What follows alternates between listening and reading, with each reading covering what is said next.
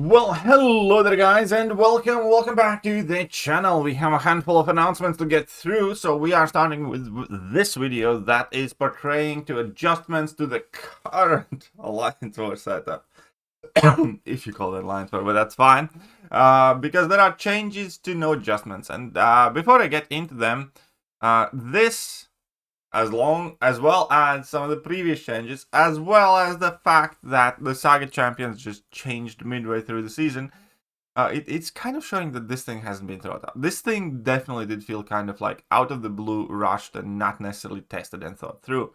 And the fact that they do need to make two separate, announcements, two separate posts where they are adjusting what we are actively playing through in the season, it's kind of rough. It generally shows just like a lack of polishment, lack of design process, and obviously testing and quality control. But, that's the type of thing that we unfortunately kind of expected Kabam. We are the beta test players.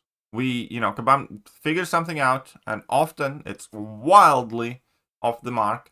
And then eventually they do, adjust things. Which, by the way, in itself, at the very least, the fact that they do adjust these things and do make it more reasonable is a good thing. The bad thing is that we have to play through all the unreasonable, untested things alive with our, seasons and, resources and rewards at stake. Right. So, greetings, Samnus. We have some further node and adjustments for Alliance War concerning a few nodes that have unclear triggers and interact with some characters in ways that turn certain fights into blockers. So node 1, force charges can now be gained when ability accuracy reduction prevents prowess from triggering. There are certain science champions who have little to no counters within the tech class, so looking to let skill attackers interact here as well. Again, and that is a problem that's effectively presented by the design of this. Inherently, within the Saga champions, everything else is just. But fine, now we have more options for node 1 as well. Now, new force charge interaction. When one of the defender's prowess effects are invalidated, nullified, or staggered, or when a prowess buff is prevented by ability accuracy reduction, immunity, or fate seal, gain 1 force charge. If the defender is not while they're suffering from cowardice, gain 2 force charges.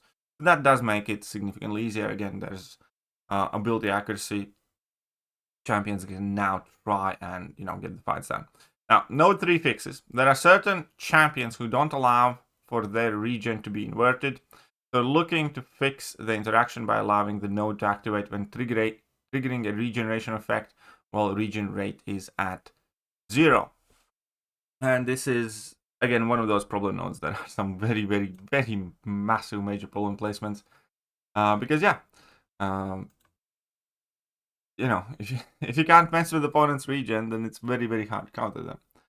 And ultimately, obviously, this will make it easier. At the moment, I must say that, overall the death counts in the current war setup are relatively high. So from that point of view, I kind of do like it. It is still, however, becoming kind of stale as well. And the maps are kind of settling in the preferred placements and preferred counters.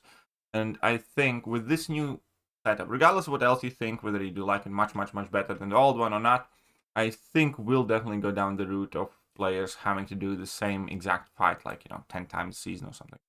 But at the very least, now the fact that we do have options and we will be able to handle node 1 and 3, which are some of the problem areas, better, that is obviously a good thing.